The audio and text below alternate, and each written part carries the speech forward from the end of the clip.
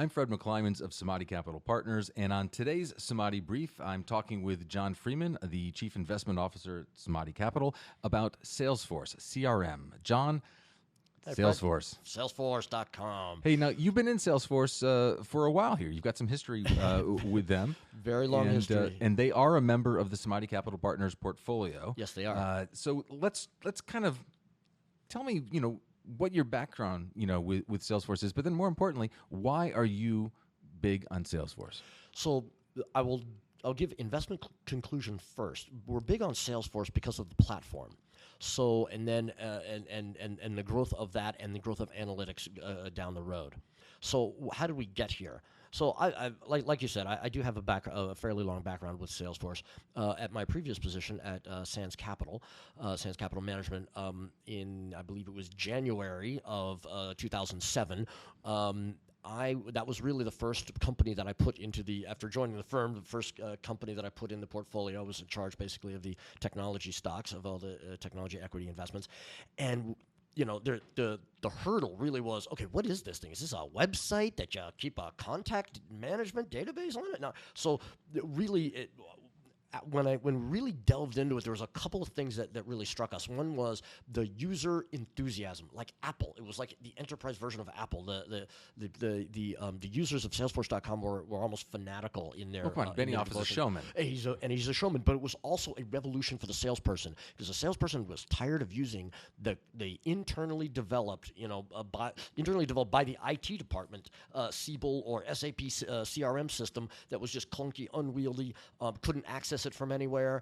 Then Salesforce shows up, and it's web-based, so you can access it from anywhere. You can, as a salesperson, you can run a credit card and just use it yourself. They made sales sexy again. Yep, and that's exactly how they got into the large enterprise. Cisco turned around in 2008 at some point and went, why isn't anybody using our Siebel system? And then the salespeople, we're all using Salesforce. So they decided, instead of telling the salespeople to switch back to the internally developed system, they capitulated. They said, okay, well, if you guys love it, let's do it. So that's kind of the how Salesforce got into the large enterprise. But to start off, just the value proposition of putting a CRM application on the web in a multi-tenant architecture, such that Salesforce didn't have to set up a separate server every time, right? Like in the old application service provider model. It was one software image, so it scales very well. It's a no-brainer for the SMB, the SMB customers back then. Right. But they even got to large enterprises, and then when they started to talk about developing a platform, that's when I got really interested. And so we put it in the portfolio. We were actually the second largest shareholder from 2006 until from 2007 until I left in 2014. So I know the company well. So that begs the question, what do you like about it now? Right. And so if you look at it, obviously the CRM application, their flagship offering, the growth is slowing, and in the last quarter, I think it was 13% year over year. But the applications platform side, what they call the application cloud, which is basically it gives you access to a database, and you can create. You as a customer can then create whatever application you want, it abstracts it a little bit higher than Amazon, so that you don't have to dig down into the nuts and bolts of allocating memory and processors and all that stuff. But therefore you can develop these applications a lot more quickly and relatively cost effectively. And that's linked directly to Heroku and the originalforce.com. Originalforce.com, exactly. I think Heroku is really sort of the one that's really taking off, because that's the front end. So Force.com kind of required you to write a proprietary language that Salesforce had developed for the back end of the database. The front end, when they bought Heroku, I think it was 2011. What they did is, what the value of Heroku is, you can write it in any language, a standard language like Ruby on Rails or all, and so. Or JavaScript, doesn't matter. It's language agnostic relatively, and therefore, but that's on the front end, and that's where a lot of the application development is happening in now. Anyway, people don't want to dig deeply down into the weeds. They want really slick stuff that comes together as a dynamic web page. So that portion of their business is still growing well over 30%, and could be a much larger business, because they just take and it scales very well, because they don't even have to the customers are doing half the work, right? That's the ideal. That's exactly what you want in a platform business, right? Right, and I think they've been on a tear lately in terms of infrastructure and our R&D spend. Yes. I think they're 800, 900 million a year in terms of development costs, which is fairly high for a SaaS company, but they're attacking big markets. So the next big one, I think, and they have it now folded under the app cloud and other category of revenue, is analytics. So unlike software, unlike licensed on-premise software, right? You think about, I don't know, Oracle, some of the legacy applications, client-server applications that are installed in enterprises all over the world, right? Each one of those is separated. So you can't look at all of the users of that application and come up with some interesting metrics. In fact, you can't even do it yourself. If you're a large company, you have to buy BI tools, and it's very hard. So Salesforce, because all of the data is in one place, virtually one place. Virtually, yes. Right? And all of the metadata about all of the customers, I mean, think about it. They probably have, they have almost 5 million users. I mean, think about they have, and now, many years of data, of history.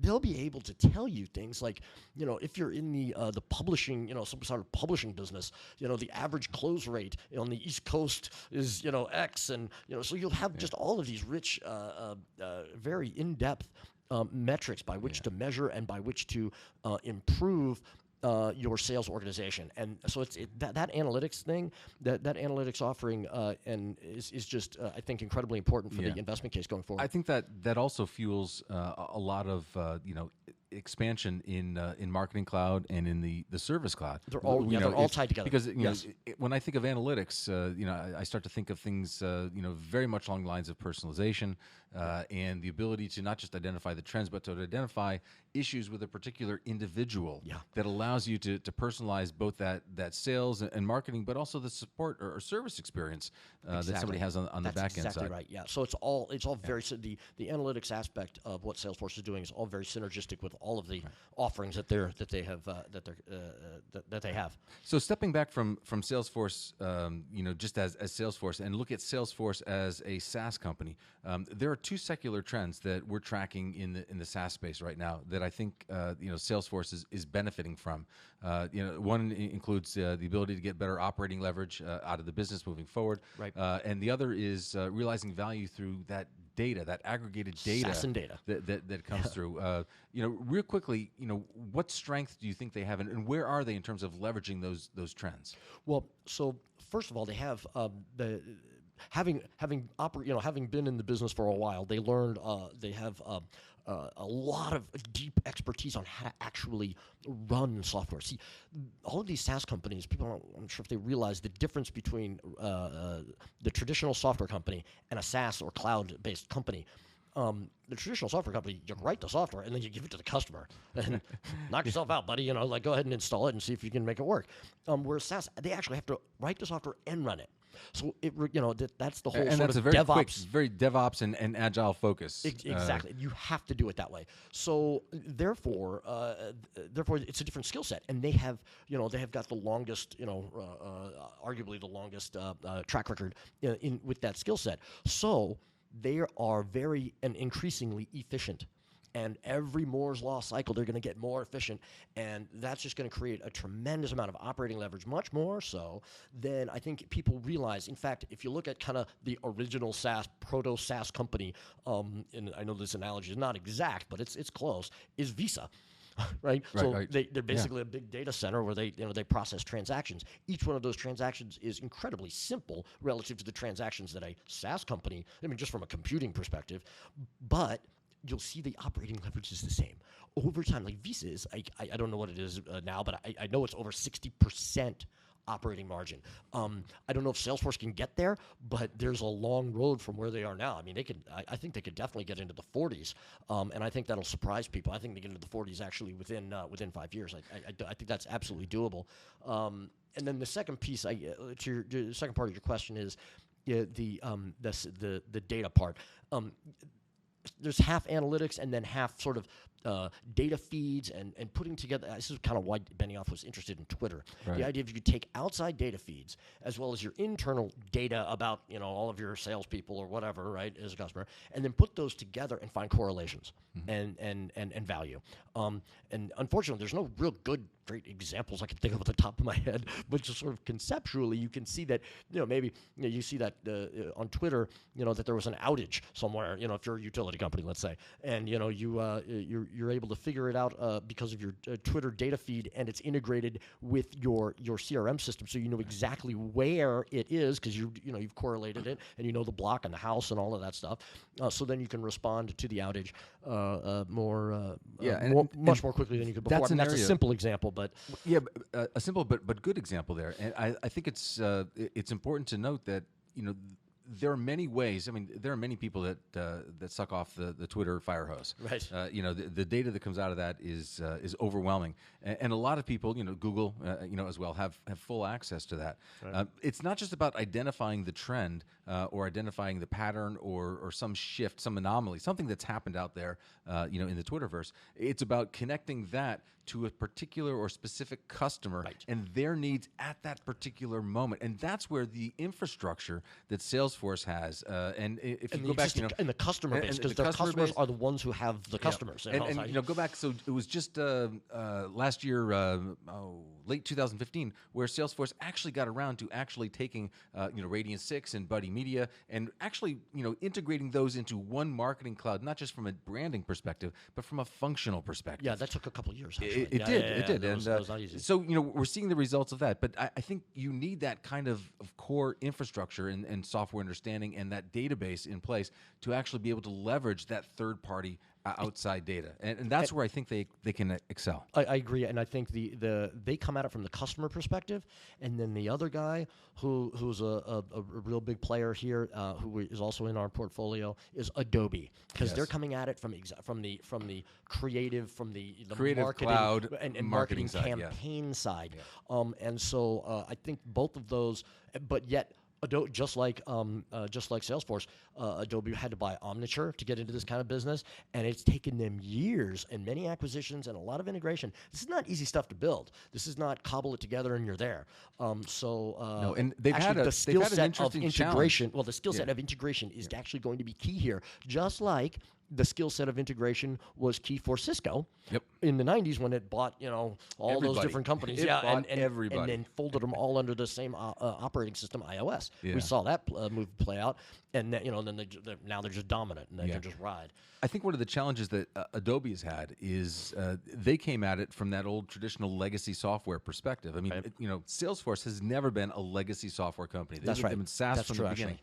In Adobe's case, it's been a bit of a challenge for them to take their consumer and enterprise market and move them from that we write software, we sell software, we train you on software, we support the software, you depreciate software, into the now $49.99 a month for that monthly subscription to the Creative Cloud. Well, it's very interesting the way they've done that. It's not pure cloud; it's like tethered cloud, because obviously some of their software is very processor intensive. It would be incredibly bandwidth intensive if it was actually executed, if the code was actually executed up there in some data center.